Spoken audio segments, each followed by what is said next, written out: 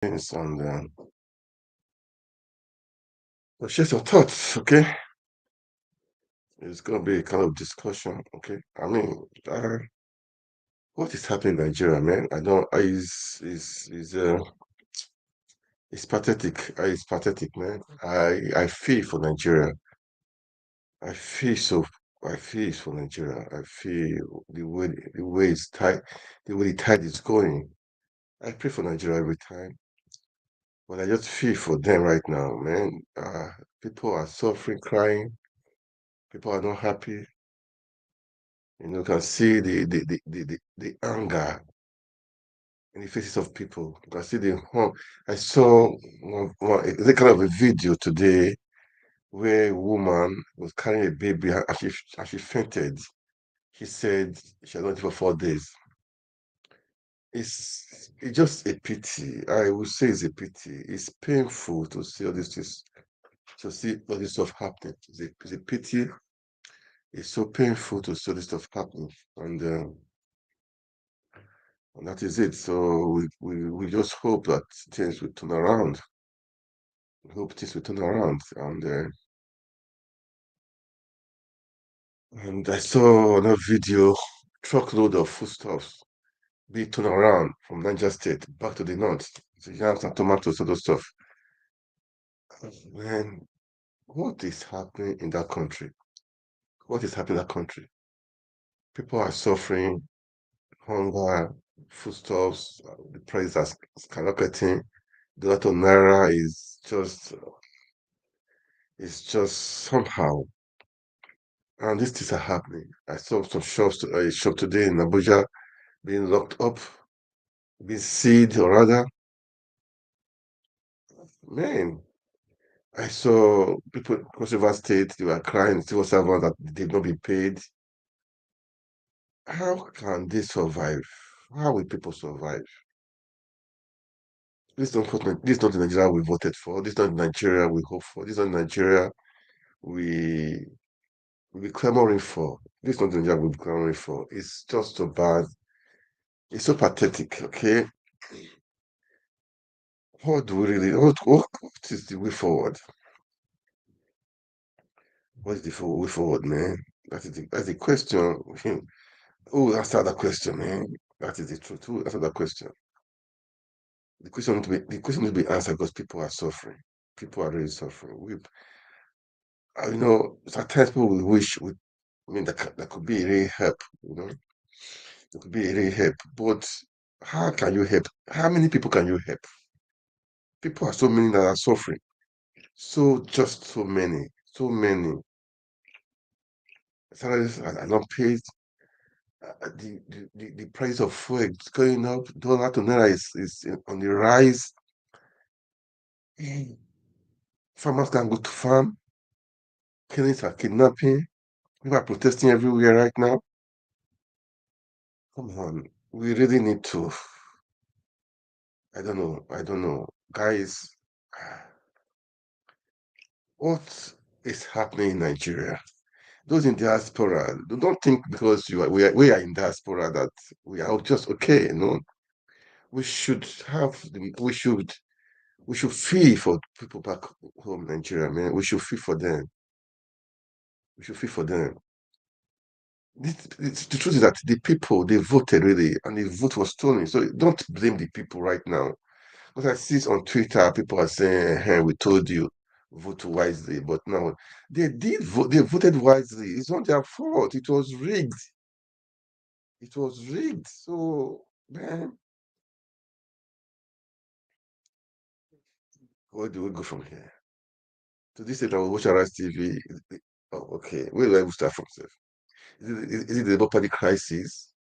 The treasurer was accusing the Abure came out yesterday accusing different things. He thought instead of the former critical chairperson, that one came out. She was saying she was forced to resign. She was forced to do so many things. So come on, that means the system, even the Labour Party, with people thought it can be it will be trusted. It's even somehow too. But that's not even the. I mean, for me personally, I don't believe in parties. I believe the one man Peter Obi, you understand, and and the movement. But man, we need to make Nigeria work. We just need to make Nigeria work. This is not right. People are suffering. This is not right. It's not fair. No, no, no, no. It's not right, man. It's not right. What do we do? What can we do? What can we do? We cannot just fold our hands and say, God, what waiting for God? God has done his part too. God is resting. Papa God is resting. He has given us the free will to do what we want to do. He has given us the authority, the power to do what we want to do.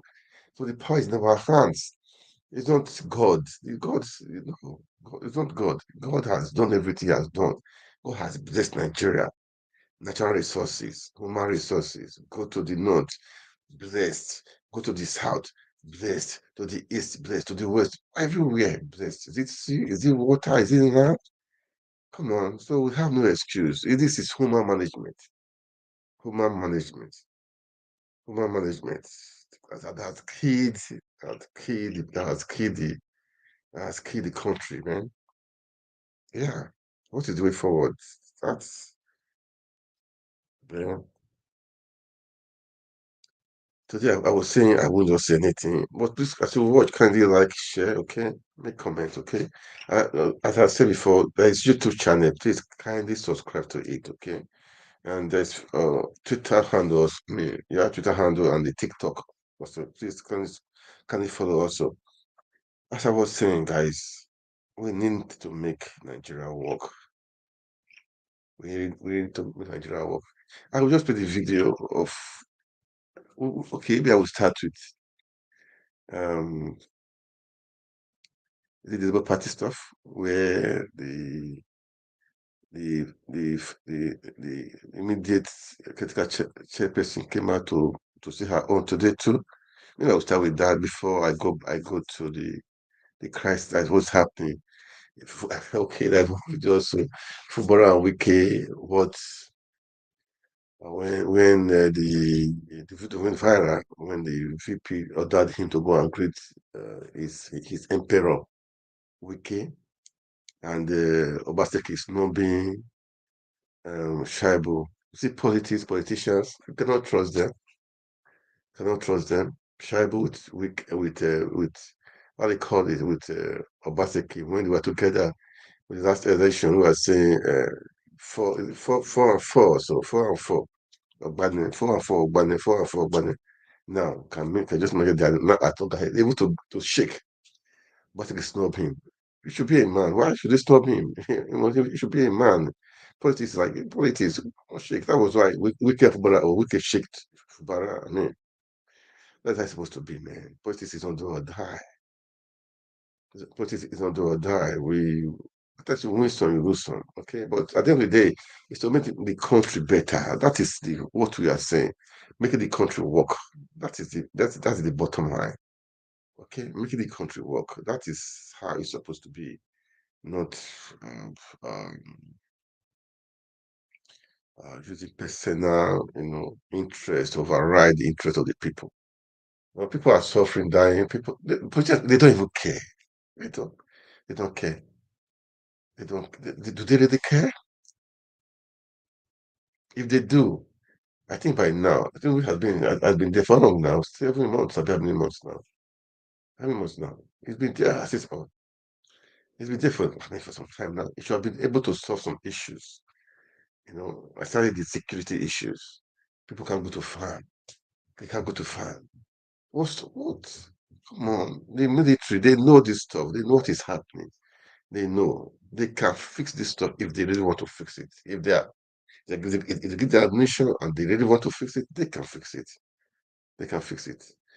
Anyway, today I say I won't talk too much. Oh, I just, man, it's painful. See what's happening in Nigeria is just so painful. We cannot just say because you are great, you are good, you don't need to speak. Oh, please, you have to speak. We all need to be speaking out. Oh, we all need it. We just all need it. Okay, we all need it. Enough is enough of all this stuff. Enough is enough of all this stuff. Enough is enough, man. We all need to speak out. We all need to speak out.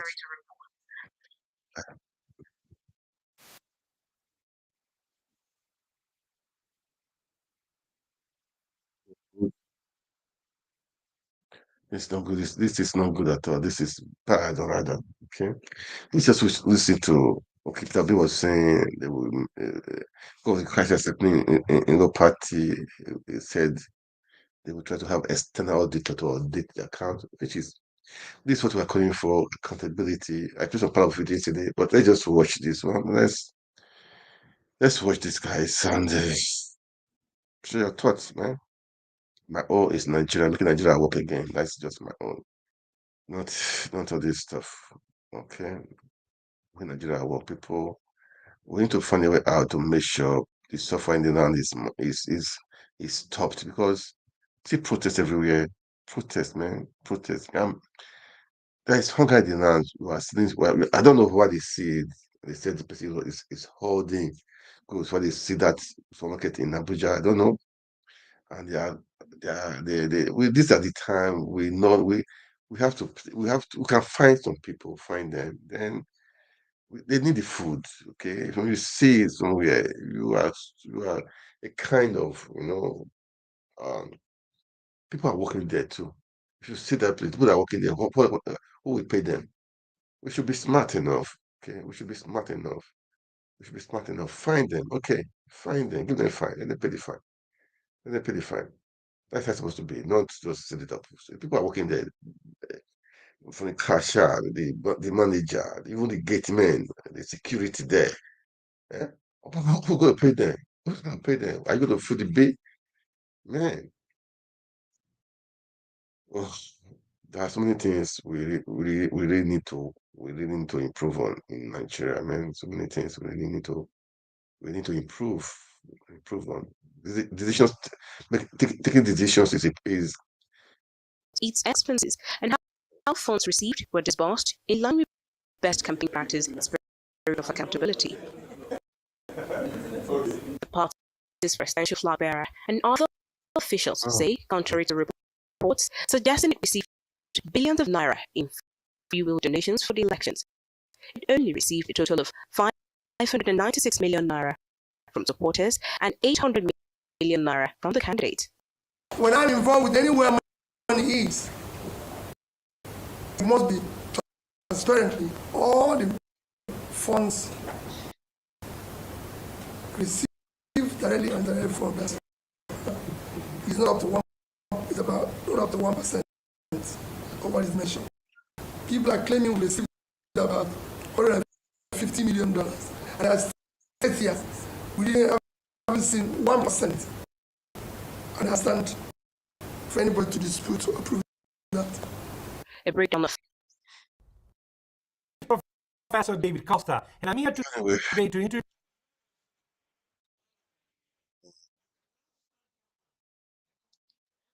come back to it, okay? Let me just let me see it is. I'll come back to it right now. Okay.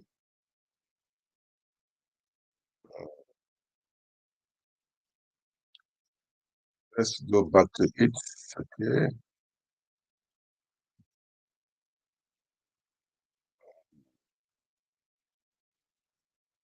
Let's go back to it. indicates that 268 million naira was expended on campaign materials, 60 million naira on radio broadcasts, 10 million naira for election promotion, 324 million naira for polling unit agents, 1.7 on bank charges, 476 million on administration, 744 million on legal expenses, while 28 million was deployed to other campaign and election activities. We've provided direct and indirect support to over 100 support groups across all 36 states in Nigeria. Also mobilized and supported over 100,000 grassroots organizers across the 36 states.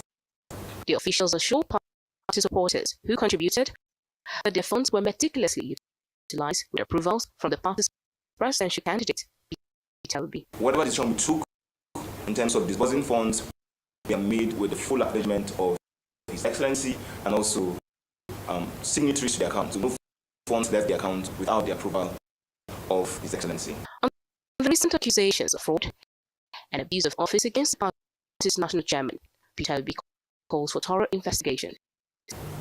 What we need to do in the party, and I discussed it with the leadership, is that we must now appoint a reputable audit firm to audit and be able to deal with the accounting of the party. So there's allegation and counter allegation now that must be thoroughly investigated and verified. And we reconcile it and know exactly what we're doing. For the Labour Party, Nigeria cannot have clean leadership if politicians continue to hide their campaign spending.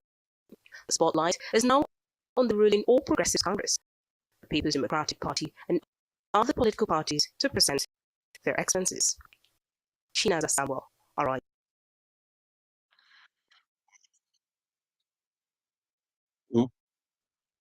We'll continue with it, okay? We'll continue with it. And this is the allegations from the former chairperson. So let's listen to her. Okay, let's listen to her right now. Let's listen to her. Okay, she has a lot to say, which makes me to say, it's somehow. Let's listen to her right now. National chairman talking about forgery of a check.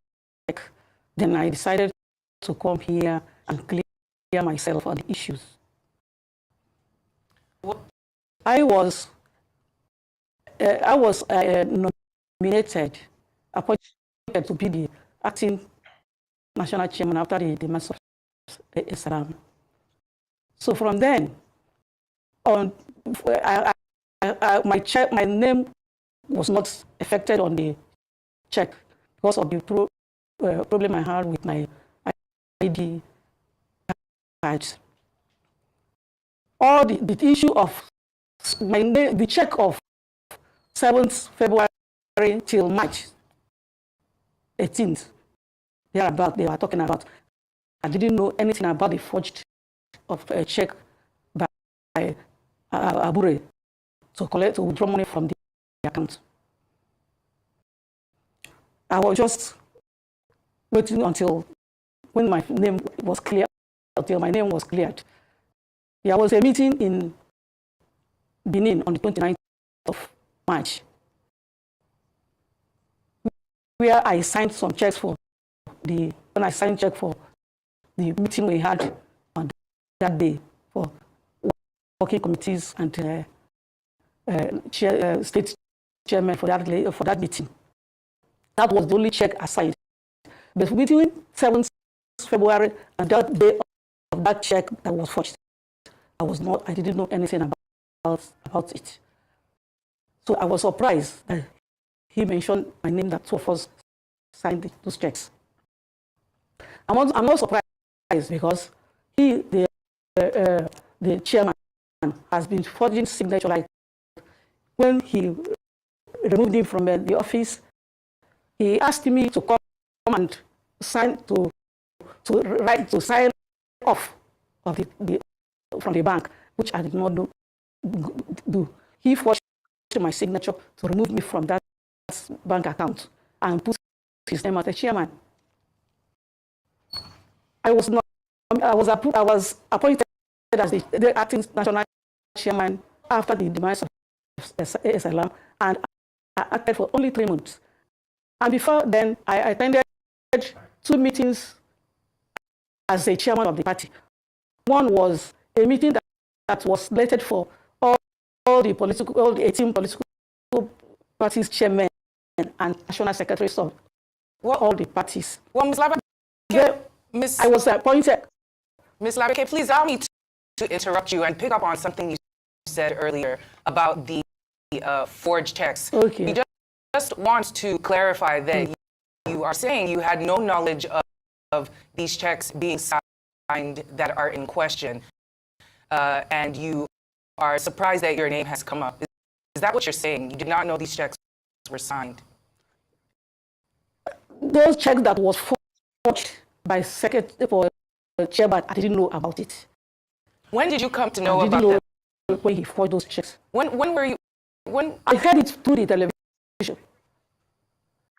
I had the meeting where he mentioned my name and the treasurer mentioned the forged check. Allow me to come in here.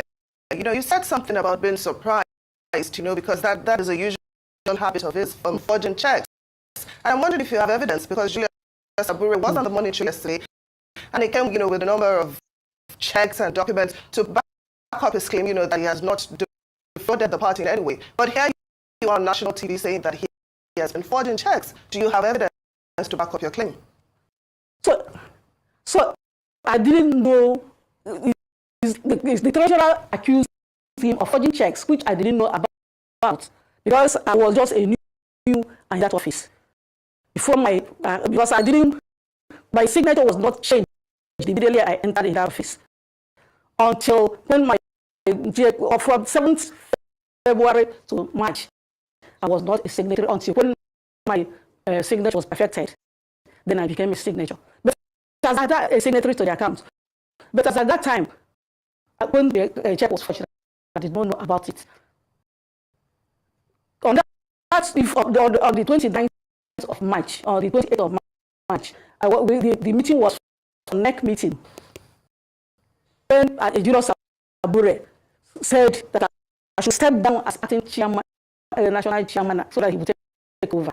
Then I rejected it until on the meeting of that day, on the 29th, he stood up on the meeting. He collected the microphone from me to preside over the meeting. Then I dragged the mic from him. There was a tussle between me and him on the microphone until he later allowed me to address the neck. After talking, he talked. Then from there, somebody arose from the audience and said, the best thing is to remove me as acting chairman and he should take over. Then I was dragged out of my seat as a chairman and he came up. So after that, he brought some documents because he told me that the reason why he's putting that meeting in Edo, his home state, is because he has monopoly of talks, that he will gather as many talks as possible so that they could help me to protect my interests in case if anybody objected to my position. So there and then, immediately after the meeting, they removed me, pushed me out. I was intimidated, pushed out of my seat, and he came and sat on that seat. And from there, he brought opened his portfolio, brought so many documents. I was surrounded by so many talks in that meeting. I was forced on duress to sign many documents which I could not be able to proofread at that moment. After that day, when I left for my state, then he used another. There was a Senate server car pursuing me after that meeting. As I following me bomber to bomber along Abuja, Abuja Road. So until when I reached one police station, I stopped and alerted the police. So when they came, the police stopped them and they had to go back. On the following day, I was called to come and change my signature as a signature of the accounts, which I rejected. He forged my signature because there's no way he could have changed signature, affected his own signature without my person signing out of that account. He also forged the signature, a letter and the signature to INEC to tell them that I have resigned as an national chairman of the party, which I did not do. All those things I did not do. Because when I attended the meeting in February, after the approval of my appointment, I attended a meeting in INEC conference room, where the INEC chairman introduced me, and all of us stood up and observe a minute's silence for the late chairman. As at that time, Julius Abure, who was elected as national secretary of the party, was with national secretary of all the 18 political parties on their own side, while I was with all the 18 political chairmen, national chairmen in our own side. Then I entered another meeting at Ritz Hotel in collaboration with NIFS and INEC, where the meeting was selected for all the national secretaries and national chairmen. So he was the national secretary and I was the chairman until that 29th of March, where he planned and intimidated and took over the office. In my party, the constitution cannot use that meeting. The meeting was for next meeting, where all the chairmen, secretaries of all the states were invited, including Abuja National Working Committee. There he planned and removing it from the office. So I am here, and since then, I just kept quiet and leave everything to God. I did not talk and I just kept quiet until when this issue of forgery and that's they mentioned my name, that those checks, the checks he forged, I did not know about it. I only signed a check for the meeting which we held on 29th March. Well, Ms. Labake, these allegations that you have shared with us are quite deep and astounding. When you were going through such a process, as it must have caused you a lot of turmoil, did you report this to anybody, to the National Working Committee of your party or some of the higher chieftains within the Labour Party? Did you share this with any of them? Yes. Immediately we came back from that meeting, he formed a disciplinary committee that they should that they expel me from the party because I didn't go on the invitation. The next thing is that he said that they should expel me from the office. Immediately I came back from that meeting. I went to NLC, Nigeria Labour Congress, who registered their party. That party was registered on 2002. All the people that fought that party were from different unions. I came from Nigeria Union of Local Government Employees.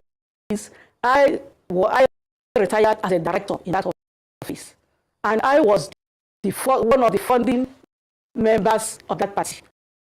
I was the first national treasurer for many years. So when I reported to them, they took it up and wrote a letter to INEC to condemn that particular meeting that brought Julius Abure and Farouk as national chairman and secretary. So I reported. Now, the national chairman of the Labour Party, that's Abure, he has dismissed all the allegations leveled against him, by the treasurer as baseless, and he believes that the national treasurer was now been suspended is under some external influence, with some analysts suspecting that this might be a ploy, by the other faction of the party to take control of the Labour Party. I would just like your thoughts on this. Could this be something that the other faction or an external party is cooking up just to destabilize your party? I don't know about that because I'm just on my own. I don't belong to either of the party because I'm just on my own. I just said, let God take control because I was intimidated, harassed, and pushed out of my office. Even as at now I'm talking to you, immediately after that meeting, he broke my office. I'm still having the key of that old office where he removed me. He scattered my personal belongings and some cash in my office and all my documents. I never went back to that office until today I'm talking to you. Well, we have a short clip we have a short clip of your party member Julia Saburi on our morning show, and it's the chairman of the Labour Party on the morning show. Let's take a look at him reacting to some of these allegations. All those money withdrawn between January 2021 and March were all withdrawn and we co-signed with the acting chairman of the party, Maria Lebeke.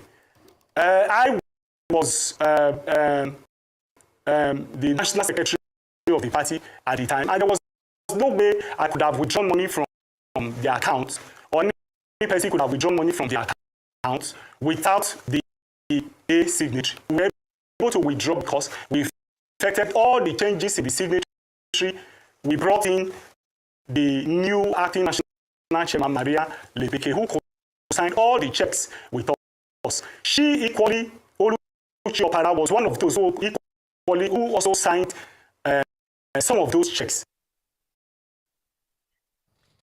So, Ms. Lebeke, is this true? The check he was talking, the check that treasurer was talking is the check he forged to withdraw money from the party. He forged, so according to him, she is the custodian of the account of the party. She said he forged signature to collect withdraw money from the account. That's what she is accusing him of. Okay, now thank you very much. So the best thing is... Go ahead, please. The person is to go to the bank. So to go to the bank to check that check that he forged to withdraw that money from the bank. That is the bone of contention. The check he forged to withdraw money after the death of A.A. Salam, our former national chairman.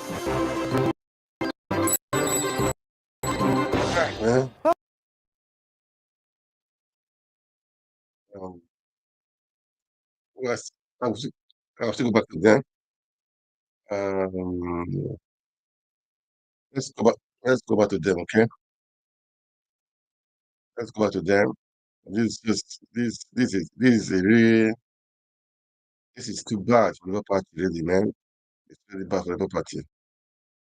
And anyway, let's listen to her and her final notes.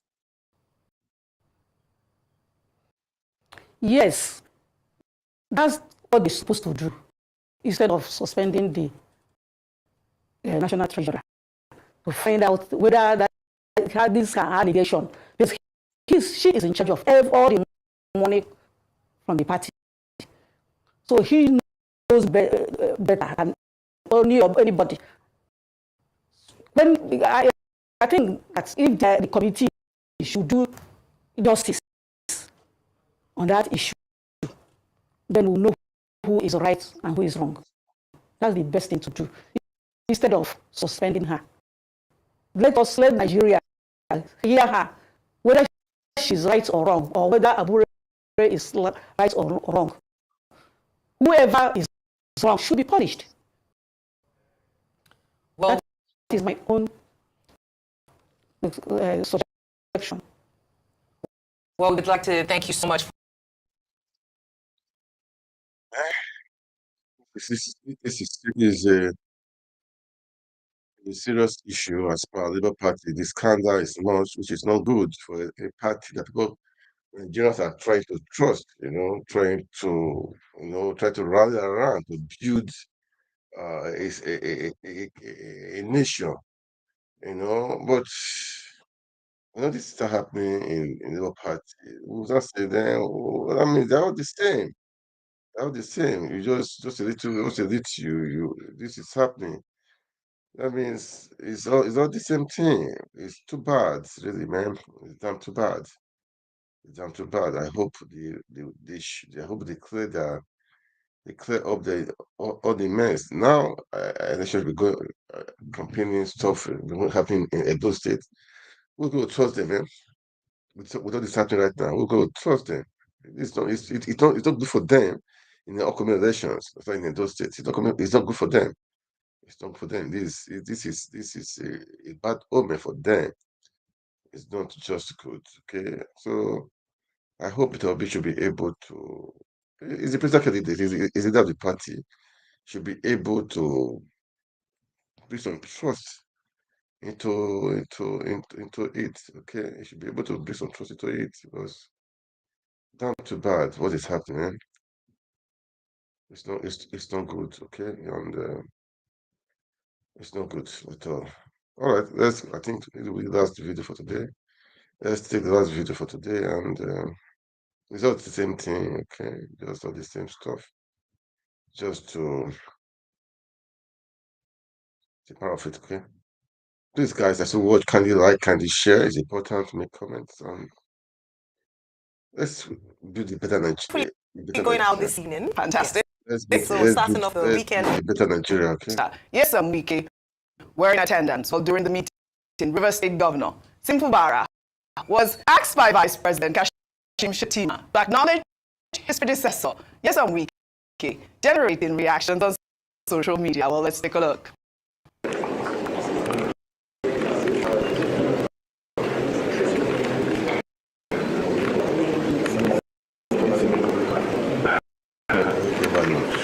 Boy, shame Fubara. Ever since you don't greet to, I mean, that was a very, very viral video. I can see your head down. Well, all right, let me take some tweets. This person wrote, this person's Emma. He wrote, I can't believe that a whole sitting governor, in the person of Fubara, will be ordered in this manner. It is well. Look at the way we gave him a very cold treatment. Well, Seto Fumi wrote, there's something about the presidential villa. You don't dare disobey order. Even the most trivial directive, Vice President Shettima told Fubara to go greet Emperor Wike. He complied immediately. Emperor Wike, too, couldn't snub him. Meanwhile, yesterday in Yenagoa, Governor Obaseki refused to shake hands with his deputy, Shaibu.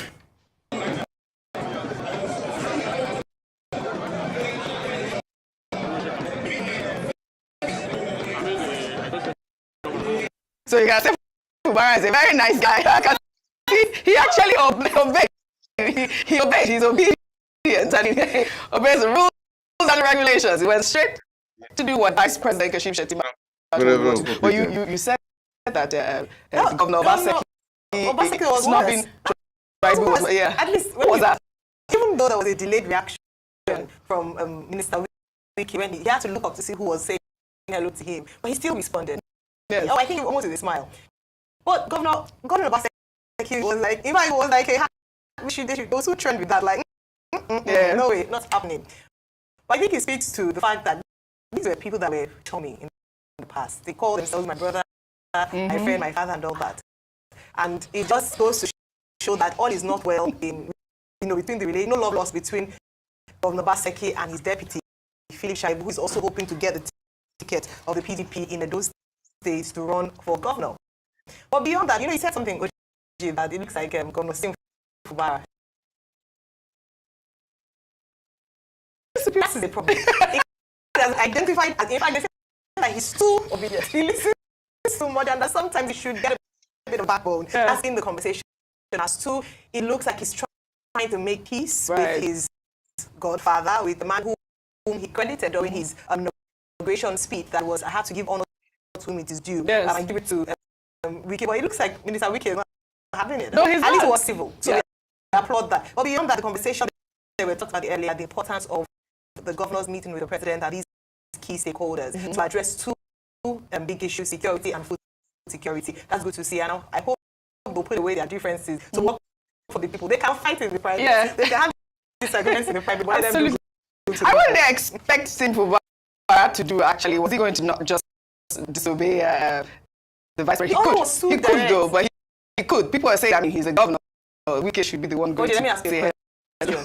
If Governor Wike, Governor Wike were in this position, do you think anyone would have ordered him to go and say hello to somebody? Well, I'm not Wike's mind. You can't put me on the spot. But they call him emperor for a reason. Go ahead. Well, I think people react to situations differently. let's start with the meeting at the villa. The VP asking Fubara to go and greet your girl. But because he pointed, he wasn't making any mistake. He pointed in the direction of go and greet your girl. Go and greet your principal. And he obeyed. Now, as for the people saying they've turned the same Fubara into a boy among men, I don't think so. It's just simple courtesy. I think we should even commend the vice president. After all, we're told in the Bible, Matthew 5, verse 9. You're looking at me, verse 5. First time, No, the Bible, answers all things. It says, blessed are the peacemakers, for they shall be called the sons of God. So that was the vice president trying to make peace. Say, please greet your guy. Don't make the mistake of walking, and ignoring him. So I think it's fine. It's okay. Whatever Yeson Wike thinks or not, it was good optics for his successor to say hello to him. After all, they are from the same place. As for Governor Obaseki and Philip Shaibu, the same Philip Shaibu that has been on this program, I think not once, not twice, say that he helped Obaseki. He used his resources to make him governor. And that Obaseki is an ingrate. If you have a deputy who has abused you like that on international television, and the relationship between you has collapsed, and then that same deputy sees you in public, he wants to greet you. So you greet him. Well, it depends on the kind of person you are. Right. Some other people, their temperament will not allow that and say, no, we're not on the same page. You and I, we're not friends. Don't let us pretend in public. There are some people like that. If they are angry with you, they are angry with you. They are not going to laugh with you. And yet there are some other people, they will laugh with you, they will shake your hand, but they have a dagger in their pocket. If they have a chance, they will put that dagger straight into your heart. So two different personalities here. So it may be that in Yeson Wike's case, greeting Fubara may not mean much. Deep within him, we say, look at this stupid boy. But Governor Obaseki is a different kind of person. Don't come here and pretend that we are friends. We are not friends. Let us prove it to ourselves on the field of play when PDP conducts its primaries. And then we'll know who is your guy and who is the... Is it boy? Is it fair to use the word boy? No, who is the godson? Yeah. Godson. But I mean, the meeting was a good meeting. At the end of the day, I mean, the issue of state policing is back on the table. And, the fact that the federal government has directed, state governors to stop food hoarding, it's great to, see these types of meetings, and hopefully something comes out of it, and it's not just audio. I mean, because all we've been hearing is all these audio promises. But speaking about economic hardship, yesterday we showed a video of a group of people being flogged while queuing up for 100 naira bread in Lagos Island. Well, another video has emerged showing a crowd of Lagosians looting a truckload of yam meant for palliatives at the Central Mosque in Lagos. The incident is said to have occurred last week. This is really bad. It's pathetic. Watch this and say, wow, God. It's pathetic. It shows the level of hunger, especially the one who are flogging people for 100 naira bread. When I saw it, I said, God, this video was alarming. It happened last week. It started trending, I believe, yesterday after that video that we showed with, Lagosians being flogged for 100 naira bread. Like I said, I did reach out to the Lagos state government, and this is what they said to me, that the religious leader in Lagos Island had bought yams to distribute to the people in some parts of Lagos Island to support people in this economic situation. He didn't plan properly on the distribution method. As the yams landed and people got hints that it would be shared for free, they rushed there to start doing it themselves. I mean, this was what happened. This was the incident. And, we see these things happen. I mean, you cannot not say that there's economic hardship. This is Lagos. You saw the video. People were rushing for like tubers, 3 tubers. They were just, out there. But I mean, the situation is really getting out of hand, out of control. And we implore the people that are, trying to help out in this economic situation to try to, follow due process, find ways to get the poorest of the poor and distribute these things properly. Well, all right. Well, in Ogun State, members of the National Union of Foods, Beverages, and I will come back to protests everywhere really, man. Hunger is people are hungry, okay? And what is the way out? That's the question we're asking. What is the way out? No food,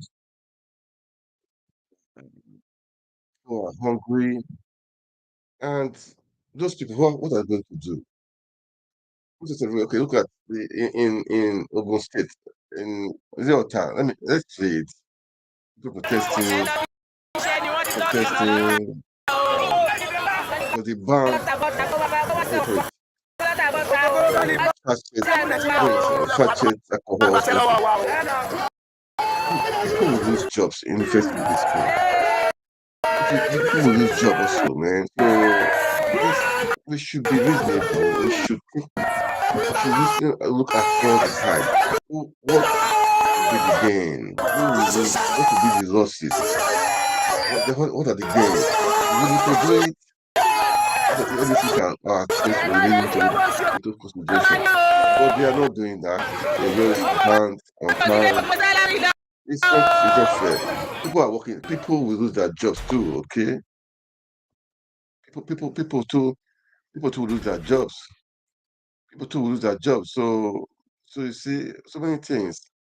We need to be smart as a leader. To make sure before you do anything, you have to make sure you take the right decision. Okay, not just take the decision because you heard one side. No, take the decision for the good. Okay, good for the good. So we really need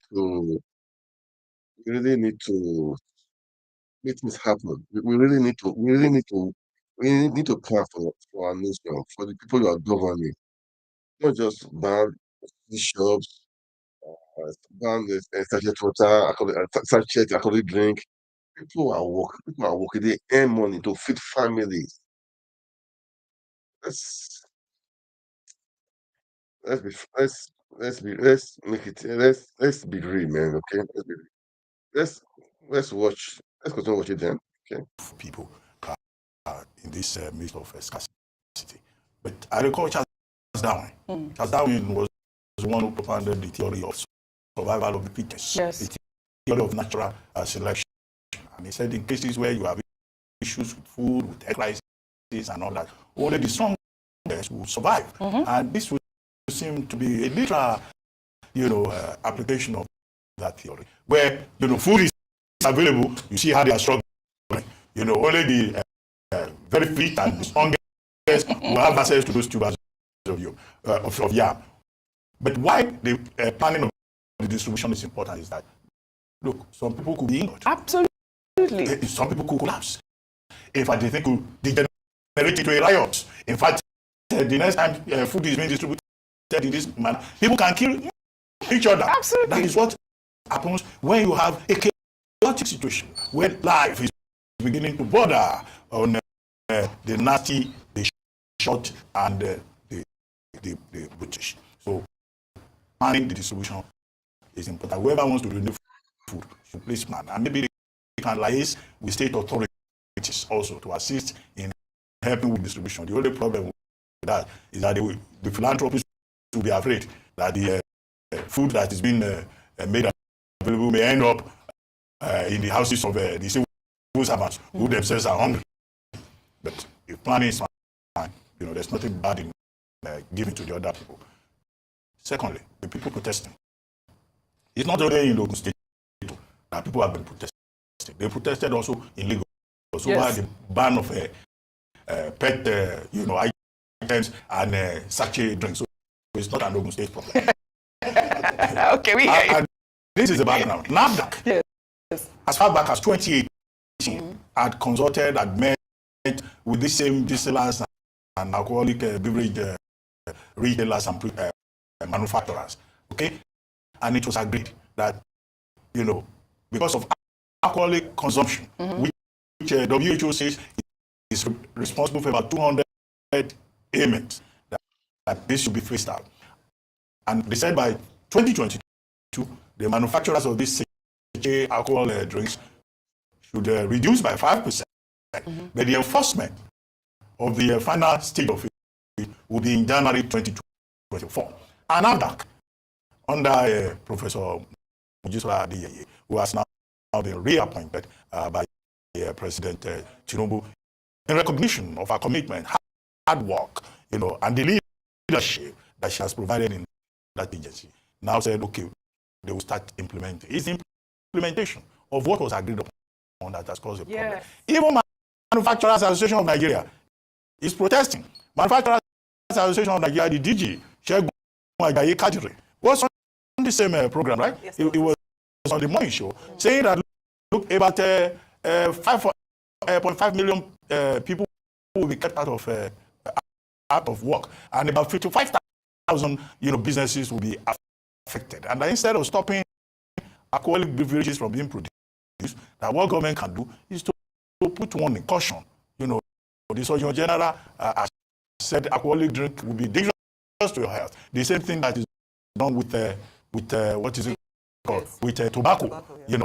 And some other people have other measures and say, okay, why don't you enforce age limits? That if you are below 18, you cannot take alcohol. And also for transport owners association, to make sure that those drivers at the motor parks that have bloodshot eyes as early as 7 a.m., you know, every day, you know, are controlled and conscientized, you know, not to overconsume alcohol, and for them to be educated about the implications for their health. So the argument is out there. It's not an Ogun State problem. It's a national issue. It is a national issue, but this is the video. This is the video that is trending, Dr. Abbas. And it happened in your state. My director corrected, I said it's not Otta, it's Otta. Is it Otta? Yeah, it happened in Otta. Okay, so but I did see some of those videos that, you know, you talked about, and it is a big problem. I mean, I did see some videos in Lagos. The argument is out there. I have young children, and I understand where they are coming from, because these things are in sachet, you know, and they are accessible. I mean, enforcement of age limits, I don't know how that would help in any ways whatsoever, because, you know, at the end of the day, they can always get their kids men or whatever. The fact is, they are, you know, little-sized items that they can put in their school bags or whatever and go to school, and they are consuming it. Yeah. It's the truth. And even the concentration or the percentage of alcohol was raised, and in those small sachets, 200 milliliters. 30%.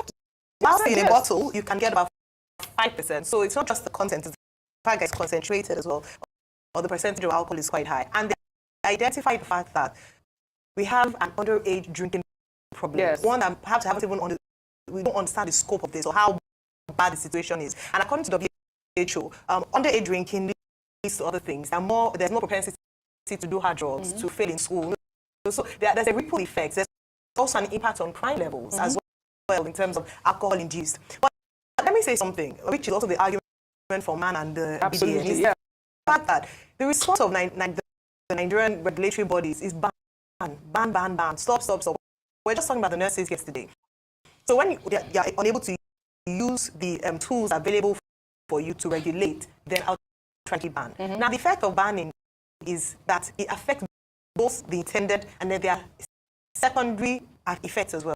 So those who the underage drinking, and to be honest, like you mentioned, if we don't get regulation right, it will not stop it. If we are not able to enforce the fact that a young person cannot go into a store to buy alcohol, or the fact that a young person doesn't have access to this, it's just going to be stopping businesses. And that is the argument. That your solution is not going to cut it. Because in other areas, we see how people have access to drugs and the like. So what I would suggest perhaps is this. NAFDAC, temporary ban in order to contain the situation. But do that side by side by having an effective mechanism for checking sellers who sell to underage children. And like Dr. Abbas had mentioned, the road NURT should check their members and run a sensitization drive, massive drive to ensure that they understand the effect and actually calm down very heavily on this. After a period, when there's a marked improvement, then with regulation, you can introduce it, and then people understand that it's their own responsibility to doing this. In the UK, in other parts of the world, they frown and it's illegal to sell to underage people, and there are many measures.